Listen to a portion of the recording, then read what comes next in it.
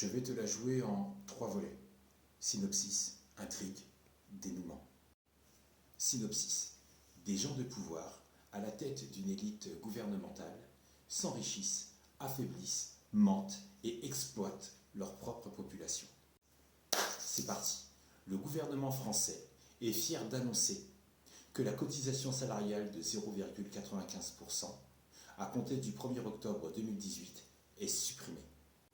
Donc, en réaction, la majorité des salariés fête cet événement car ils se sentent soulagés de ne plus être touchés par cette cotisation qui s'appliquait à eux.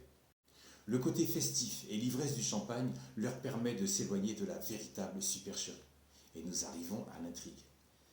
Des gens de pouvoir fêtent aussi l'événement car ils se délectent de leur opération réussie. Annoncer la suppression de la cotisation salariale de 0,95% pour une assurance chômage de 4,05% à la charge de tous les patrons. Désormais, qui paiera vraiment l'assurance chômage? Eh bien, tout employeur du secteur privé doit assurer ses salariés contre le risque de perdre son poste de travail et doit donc s'affilier au régime d'assurance chômage. C'est obligatoire selon le Code du travail en France. Mais où est l'embrouille? Est-ce que les salariés ne cotisent plus à l'assurance chômage? L'État participe aussi au financement depuis janvier 2019, mais à partir de l'impôt. Impôt collecté sur les revenus. Donc, autrement dit, sur les salaires de tous ceux qui travaillent. Place au dénouement.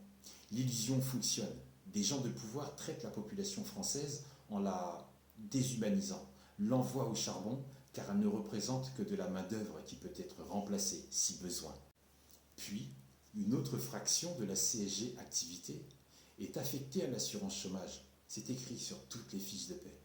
Et c'est ainsi qu'on fait croire que les salariés ne versent plus de cotisations à l'assurance chômage. C'est-à-dire que, par le biais de la contribution sociale généralisée, on a donc pris de l'argent à l'Est pour le déposer à l'Ouest. Et ce n'est pas fini. La contribution de remboursement de la dette sociale est prélevée sur les revenus d'activité. Donc, l'employeur cotise sur le dos, la sueur et les heures de travail des salariés.